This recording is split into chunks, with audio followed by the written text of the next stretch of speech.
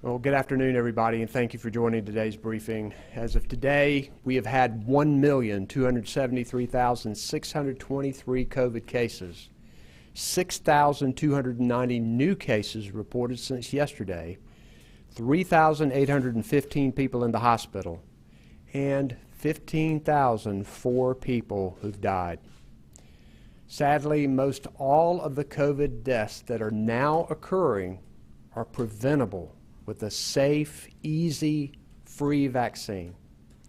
And I want to thank the millions of North Carolinians who've stepped up to get one, but we need more people to get vaccinated. How many more people have to get sick and die because people don't get this miraculous, God-given, effective, and extraordinarily safe vaccine? How many more people will have to witness the painful, cruel death of a loved one to finally see that vaccines are the way out of this? Today, Dr. Mandy Cohen, our Secretary of the North Carolina Department of Health and Human Service, will walk through the data to show our statewide COVID trends. The numbers aren't good, especially the number of people in the hospital and dying. We can't stress enough. By far, the most people hospitalized by COVID right now are unvaccinated. For the most part, ending up in the hospital because of COVID is largely preventable. COVID-19 vaccines are continuing to do their job by stopping most of the severe illness and death among those who've had their shots, and they remain our best tool to end this pandemic. And remember, these safe and effective vaccines are available all across our state regardless of whether you have health insurance. They are absolutely free. If you're still unsure about getting one, how about get off social media and get on the phone with your doctor? That's the best place for accurate medical information. While vaccines are the best protection from COVID-19, effective treatment is also available if you do get infected. If you test positive and have mild to moderate symptoms, I encourage you to talk with your doctor about the treatment of monoclonal antibodies. They've been shown to be effective at preventing hospitalization and severe illness once you already have COVID. This shows how important it is to get a COVID test, because this treatment has to be administered within 10 days from the start of symptoms. And of course, your doctor will make the final decision on whether monoclonal antibody treatment is right for you. Last week, I signed an executive order to make it easier to get monoclonal antibody treatment by increasing the number of places that you can get it around the state. North Carolina is also working with FEMA to set up several sites where this treatment will be administered. We hope that by preventing COVID-positive patients from developing more severe illness, we could save lives and take some of the strain off our hospitals. Now I'd like to ask Dr. Cohen to present our data and to provide other updates. Dr. Cohen.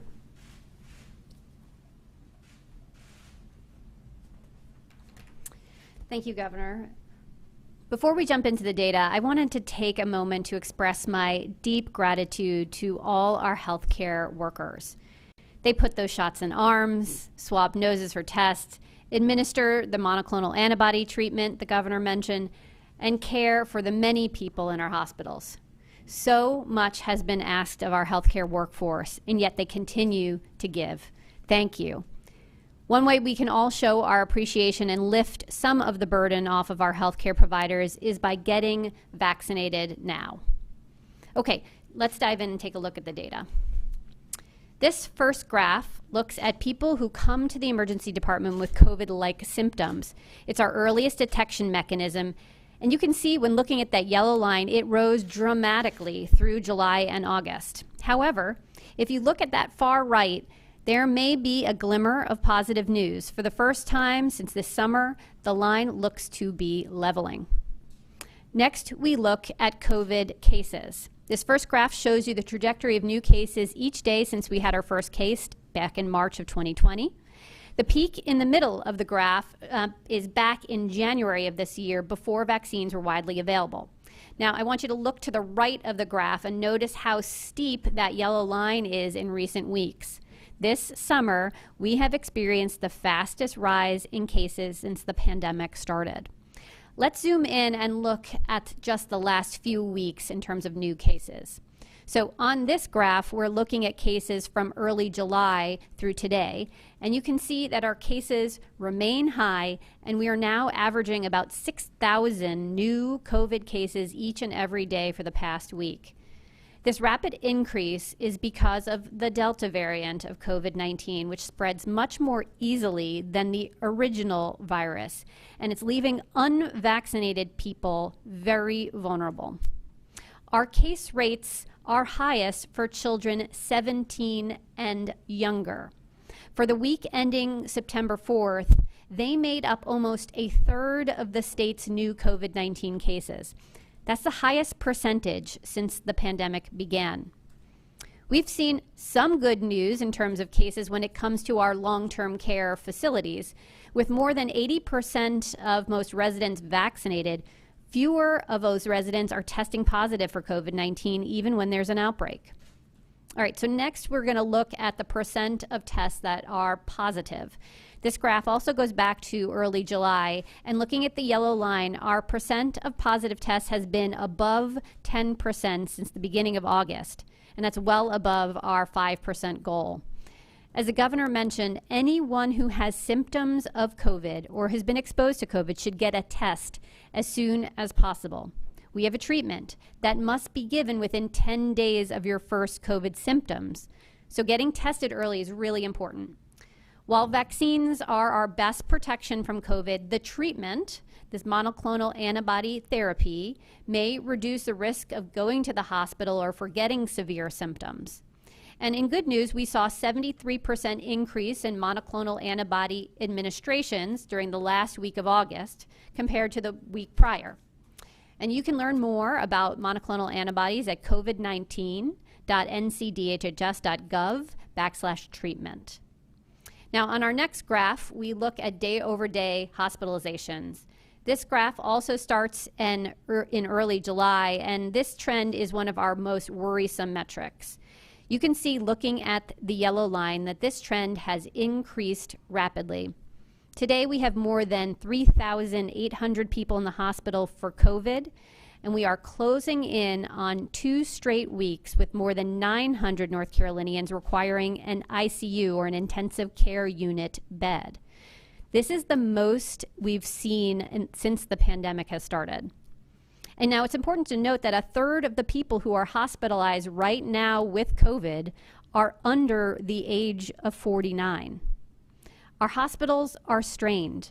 Hospital leaders, doctors, and nurses are pleading with people, please get vaccinated, to not only protect yourself from COVID-19, but to help make sure that the hospital care is there for people who need it, whether it's someone who has COVID or needing cancer treatment, a heart attack, or a life-threatening health crisis treatment. This next slide looks at what's happening at the local level. This is a map from the CDC that shows the level of community viral transmission here in our state. And as you can see, all North Carolina counties are red with high levels of viral transmission. That means everyone in North Carolina should be following the CDC guidance and wearing a mask indoors in public settings until more people are vaccinated and viral transmission decreases to moderate or low levels. All schools should be requiring masks to keep everyone in school for in-person learning. Okay, so now let's look at our statistics around vaccination. Today, 59% of North Carolinians ages 12 and older are fully vaccinated. 62% of those 18 and older are fully vaccinated, and 86% of those 65 and older are fully vaccinated. And I want to thank the millions of North Carolinians who have already been vaccinated and are protecting themselves, their communities, and our children who cannot yet get vaccinated. On our last slide here, it shows the percent of population who are fully vaccinated by age groups. And here you can see only 35% of children ages 12 to 17 are vaccinated, and only 40% of young people ages 18 to 24 are vaccinated. Now, I encourage teens to visit teenvaxfacts.com to get information and resources they need to educate themselves about COVID-19 vaccines. We're also working to make it easy and hopefully fun as possible for young people to get their shot. Now, through September 12th, you can get your shot at Carowinds. They're giving people who get vaccinated there a free ticket to their Winter Fest event. With hospital capacity severely strained, we remain at a critical point in the pandemic. To slow the spread of COVID-19 and protect ourselves and others, we strongly recommend that you add layers of protection. Obviously, get vaccinated. Wear a mask when you're indoors in public settings. Get tested if you have an exposure or you have symptoms of COVID. And then seek treatment early for COVID. And I want to thank again everyone who is doing everything they can to help us get through this moment and protect one another. Please talk with your family and friends who are not yet vaccinated. Help them to get accurate information and urge them to get their shot now. Ask them to join you in vaxxing up and masking up. Thank you, Governor.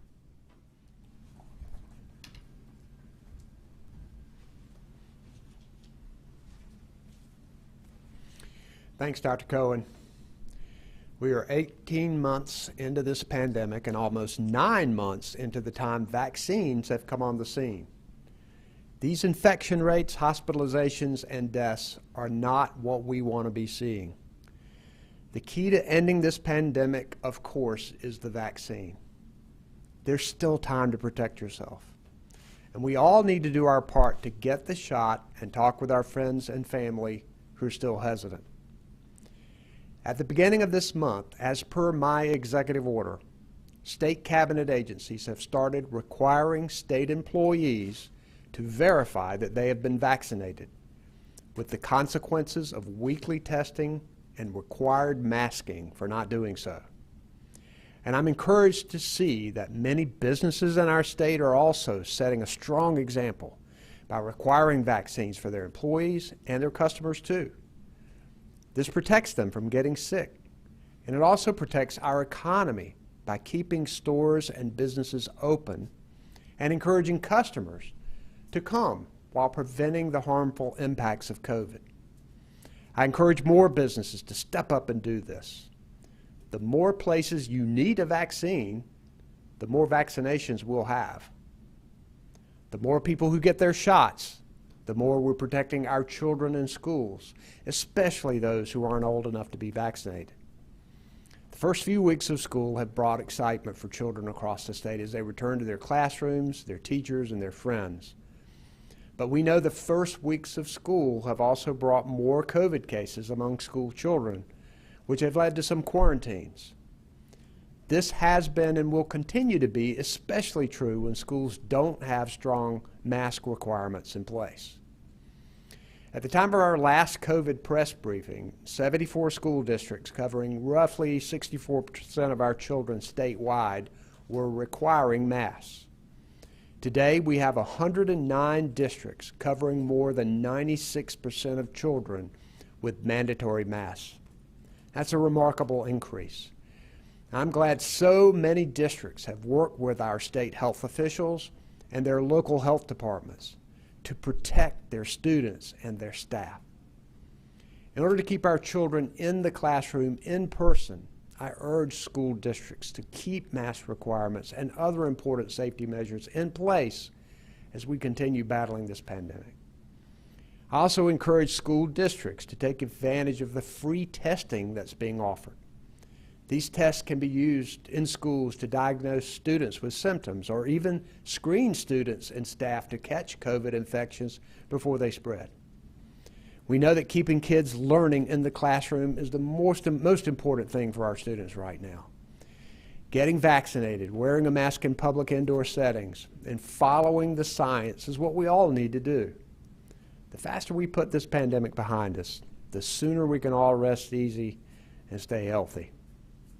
Also with me today is our North Carolina Director of Emergency Management, Will Ray.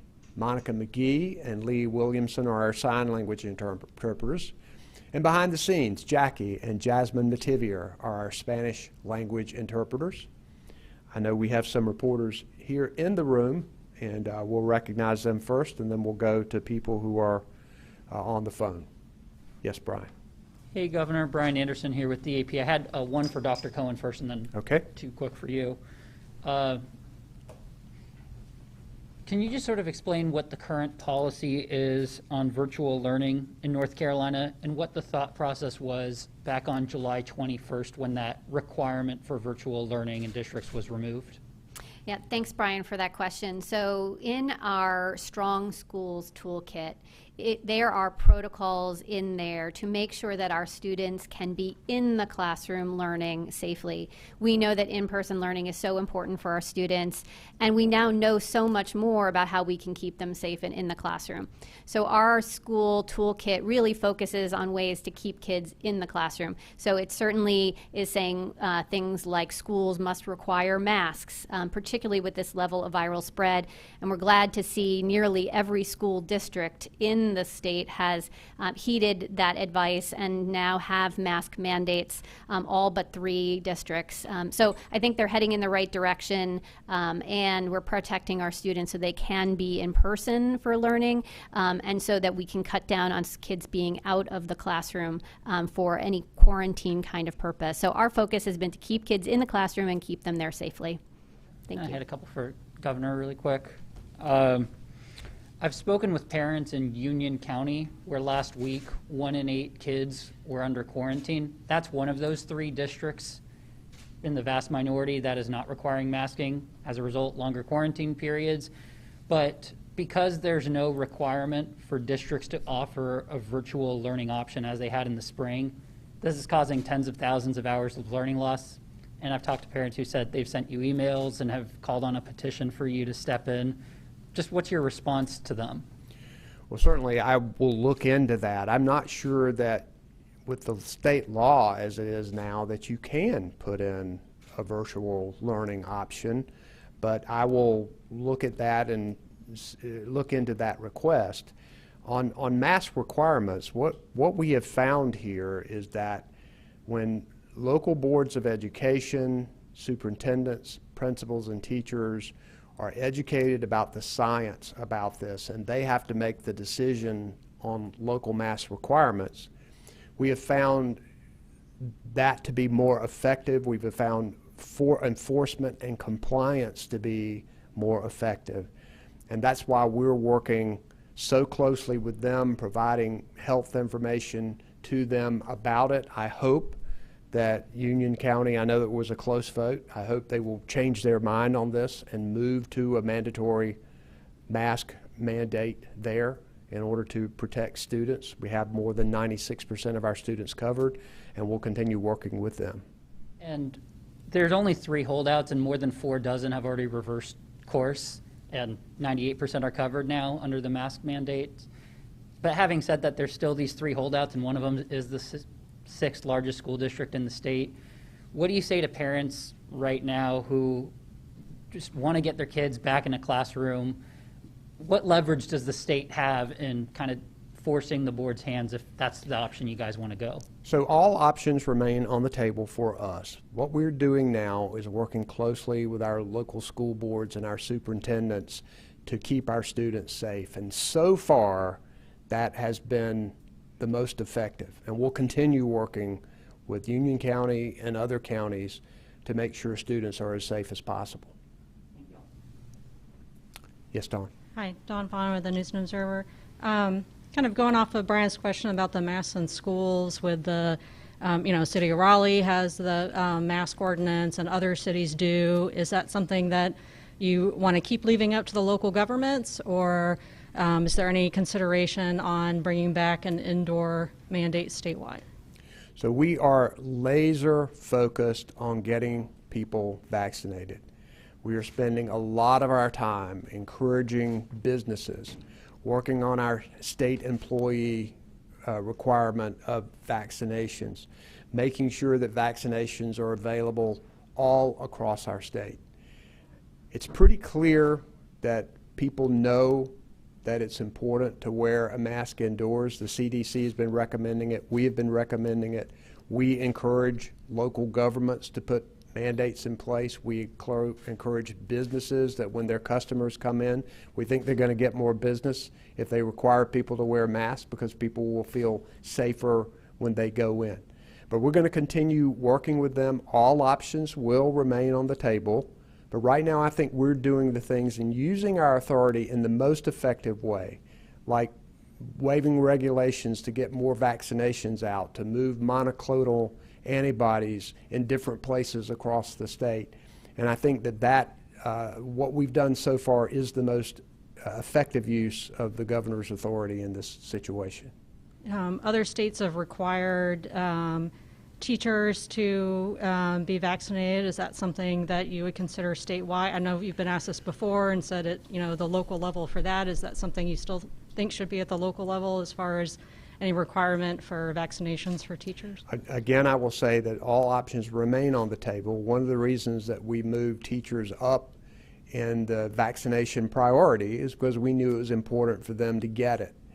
And right now we moved to have state employees and cabinet agencies required to verify that they've been vaccinated. I hope that local school systems will move toward this. I hope more teachers will understand that it's really important to protect their students. For them to get vaccinated, it's also important to protect themselves.